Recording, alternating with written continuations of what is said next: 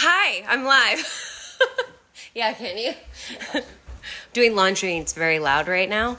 So I have another special guest, everyone. Um, this might possibly be my last live of the day.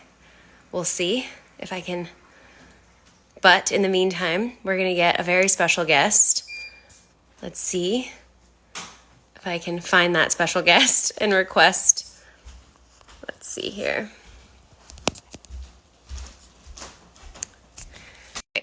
Okay. Hi everyone. Okay. I'm getting nervous for this most recent live. Let's see if they join on.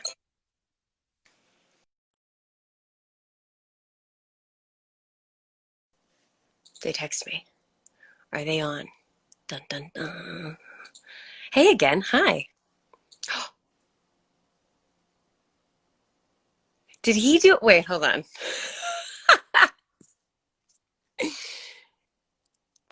Can you check if he's live right now? I love that I'm like whispering, trying to figure out. Where's your phone? It's charging. Oh.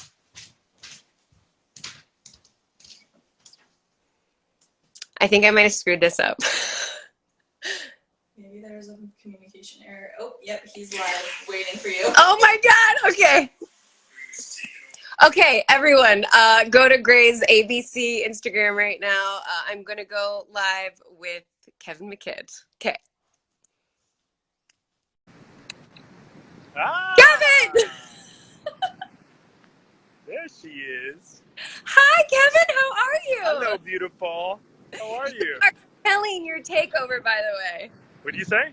You're killing your takeover. Well, Like, listen, I got a head start because I've literally got over a decade's worth of back catalog, behind the scenes photographs. it's amazing, though. Like, every single picture, I've been like, oh my gosh, like, you're taking it all the way back. It's awesome. I know. Some of them are back to like my first season almost, which is What nuts. year was that? Huh? What year was that? Or what That season? was my Five? first season was season 5, so it was 12 years ago, 13, maybe 13 years ago. Because I started a year before Jesse. He started in season 6, and I guess he keeps telling people he's done 12 years, so I guess I've done 13. I love how that's how you're gauging it. You're like, perfect. So one more year than that. That's pretty. Does it feel like it was yesterday that you were filming that first episode? Yep. I always remember it. I remember the first scene I had to shoot. Danielle was with Sandra Oh. I was very nervous, because it's Sandra Oh. Yeah. And she was like, yo, so. And I was like, she's the coolest person ever. And we were like instant friends, Yeah. And that doesn't and I'm not like that normally, it takes me a while to get to know people, but with her, we just became close friends. What about you? How was your first day? When did you start on station? Were you right from the pilot? I was right from the pilot. I was nervous. I thought they were going to fire me the whole thing. So I was just trying to pretend my best way through it. And somehow they kept me on the show. I gotta say, we do share something because, I know that you guys have taken it the distance, but like we both had, our characters have had, romantic interludes with Stefania. So it's kind of fun. Wait a second. I didn't know this. Huh? You didn't know that? No. You ask her. Listen, you two have got a history now. Aren't you getting married? No. Oh no, you're not. No. But you should, because you guys are great together. But Thank you you. need to. Yeah. Okay. But listen, they just dated for like 2 episodes, and then she moved on from Owen pretty quickly. Owen's a little too basic for somebody like her. I don't know about that. And going back to you saying that, when you were you and Sandra Oh warmed up to each other so fast, you were the nicest person. I can't imagine someone not warming up to you immediately. We had just those couple scenes together during the DeLuca's surgery and then passing, and I was immediately Kevin's so cool. Thank you. You said you had questions. You're very prepared. Well, you are directing tonight's episode, for those that don't know, or you did direct tonight's episode. How was it directing tonight's episode and directing, Jesse's final episode? That's a really good question. It's my 31st episode that I've directed. So wow. I don't get that nervous anymore, but I really, really, really felt the responsibility in this episode you know, that it was Jesse's last one. And I remember thinking, because there was that amazing episode that aired 2 weeks ago where Jesse went back to Montana, and you know, I think everybody thought that was going to be his last episode. So then this became his last episode. So we had to kind of create this beautiful kind of nostalgic episode that wasn't kind of part of the script. So I got to kind of add all this kind of, well, and I added some flashbacks from his early stuff. It's really, I won't say more than that, but like, it was so, I think that's why I've been so interested in going back to old photographs, because this episode tonight is very much a sort of celebration of Jackson and Jesse Williams. And, you know, it's really, it was really fun to go through and pick out some of the greatest hits, you know, from the last 12 years for him. I love that. To see that. So those weren't in the script. You added those flashbacks. Yeah, like we kind of added them retroactively, just to kind of, you know, just to create more nostalgic celebration of him, you know.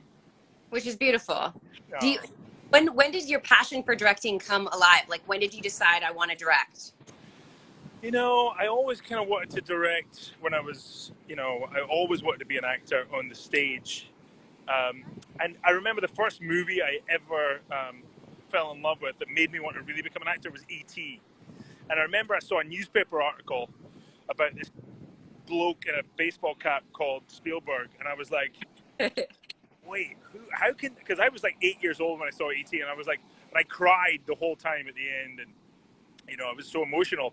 And I was like, I remember I lay in bed that night going, how does that guy with the baseball cap manage, how does he do that to make me feel all these things just from like a movie? So my child brain got kind of going around and around. So since then, I think that was really with the movie I wanted to become an actor.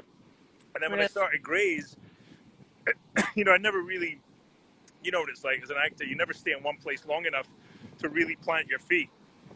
Oh yeah. With Grey's, I was like, wait, this maybe is a chance to, excuse me, maybe is a chance to pursue this because I'm going to be here for a while. So that was really it. I saw the opportunity because I could see that Shondaland was so kind of supportive of bringing people up. And so yeah, that's where it all started. Do you remember what your first episode was that you shot? Yes, there was an episode where I was so nervous that the writers very sweetly sent my character to the dentist for the day. So I was in one scene, and they said, and I think I had to pretend that I had like a sore tooth.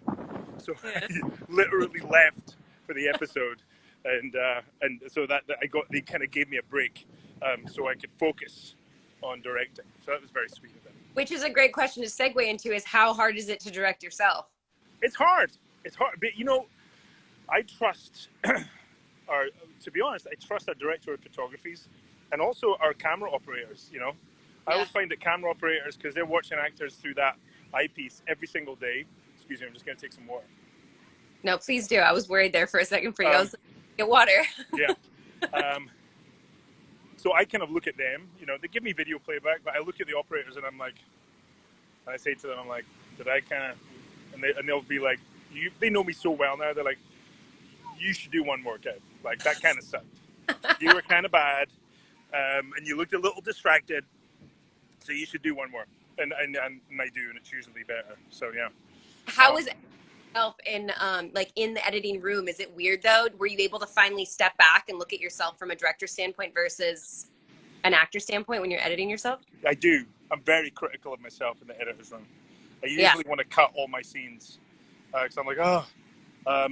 Although the episode, I don't know if you watched Grey's, but the episode that just aired with Kim Raver having a mental breakdown and flashing back to her life. Yeah. I actually really liked my acting in that episode, and I'm very critical. Normal. I don't know how are you? Are you critical of your own acting? So critical. And really? But in that moment, whenever there's a scene or something that you like that you did, like, wow, that was good. How did that happen? I'm always surprised at myself when I'm actually decent. Yeah. Do you want to direct, Danielle? What's your? How do you feel about that stuff? I do want to direct. I've been shadowing for about 3 seasons. Really? Yeah, so I'm ready to do it, but I got to shoot a short film first. Krista said short film first, and then you can have an opportunity to direct. So, Wow. but Have you got somebody? Have you got a short film you're gonna do? Or? I got the short film. You do? We're gonna shoot it last season, but then COVID hit and the pandemic shut everything down, so we couldn't. Our last hiatus, and so I am shooting at this hiatus. Tia Napolitano, which I think used to be on Grey's, and then came to our show, wrote it for me. She wrote it. I was just talking about. I was actually did a little live interview with Sarah Drew earlier. Oh, that's all. And Tia just wrote. She's the head writer on Cruel Summer. Have you which seen is it? on a different network, but it's fantastic. Yes. Well, it's still freeform, so it's still ABC. But yeah, it's such a good show, and I love that Sarah is on it with Tia. Yeah, it's so good. Like it's addictive. Yeah. It's one of those rare shows where I'm actually counting the days until the next episode comes. I love that we're addicted to a freeform show right now. What did you say? I love that we're both addicted to a freeform show right now. Exactly. It's fantastic. And I'm so happy for Tia because she's such an amazing writer. And just to see, it's so exciting now to see all these kind of alumni of Shondaland kind of branching out and doing and kind of just reaching their full potential. It's really, I feel really excited about seeing that, you know? And you've been there for so long. You've seen everyone come up. Yeah. Yeah, exactly. I remember Stacey McKee, who created Station 19, Yes. was Shonda's assistant. From the pilot, from what I heard. Shonda's assistant. I mean, it's insane. It's like incredible, that kind of arc. So I feel really proud. I'm sure you do too. It's an amazing place to work, isn't it? I mean, it's like... It really is. And I can't kind of pinch myself every day that I actually get to be a part of it. I still keep thinking it's going to end at any moment. I'm like, when are they killing me off? Like, I'm just waiting for it to happen. I want to come over to your show again. Are you going to direct one of our episodes one of these days? I would like to. Well, put it out there. Come on, Danielle. Do me a favor. I will. Oh, I'll tell you what. If you put it out there with you guys, I'll put it out there so you come and direct Grey's Anatomy. How's that? Yeah. Little handshake deal. Does that sound like a good deal? Yeah. Okay.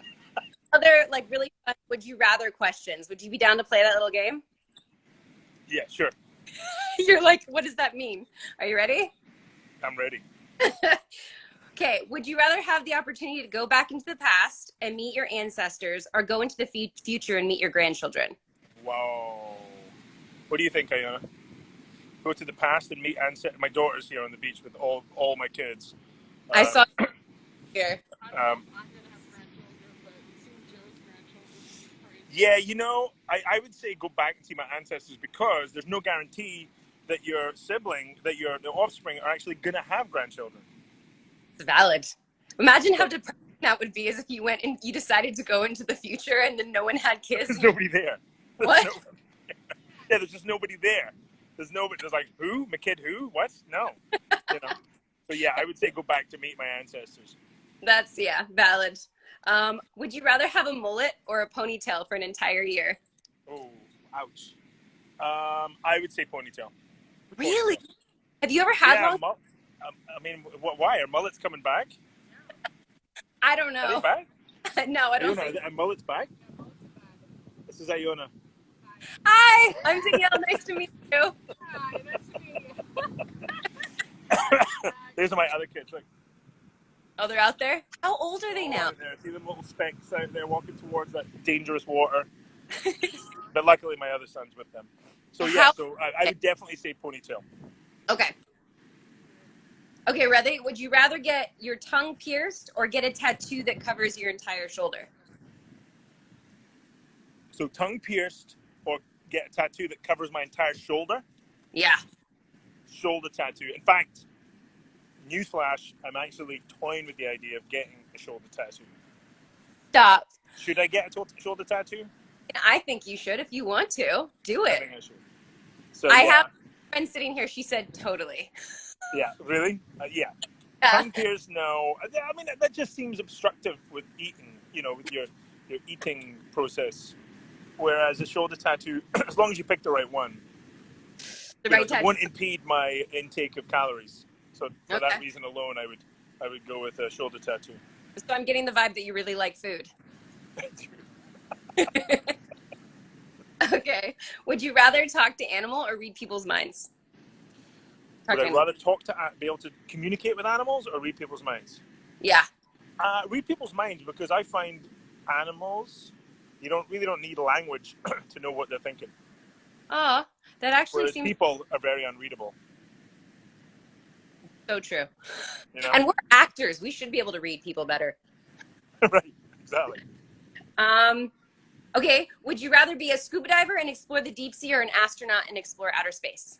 Astronaut, without a doubt. My only two things I wanted to be as a kid were an actor or an astronaut. So anything Really? that starts with an A, basically. So are you going to go to Mars if you got the option? Yeah, I might wait until somebody other than Elon is doing that. I don't know if I trust. I don't know if I trust it. You know? Valid. And last one, are you a fan of football or soccer, as you would say overseas? Are you a fan? I'm a fan of neither. Or neither. No, you're not a fan The of squirrel. Look, the squirrel trying to steal our food. Look at the squirrel. Look at how unscared that squirrel is. So yeah, I am not a fan of American football, as we call it in Europe, or soccer. Partly because my brother was an amazing soccer player. He was actually a professional soccer player for a while in Scotland, and I had zero talent at kicking balls. I'm good with like sports that are to do with hand-eye coordination, like tennis or rugby. I was a rugby player. Okay. But if you put a ball at my feet, I don't know what to do with it. Which is funny. I'm the exact opposite. I can't pick a bat to save my life, but I played soccer. Really? So there you go. exact opposite. Maybe it's an either-or thing. Yeah, it might be. It's a coordination thing, right? Yeah. That's pretty. I was going to ask you about I know there's like a huge Scottish rivalry between two football teams in Scotland. Glasgow Celtic and Glasgow Rangers. So I was going to ask who you rooted for, but you're not even a fan, so it doesn't matter. But my whole family are Celtic. So if I had to choose, I'd have to choose Celtic or my family would disown me. It's that strong rivalry is what you're saying. Exactly. Pretty crazy. Those are my little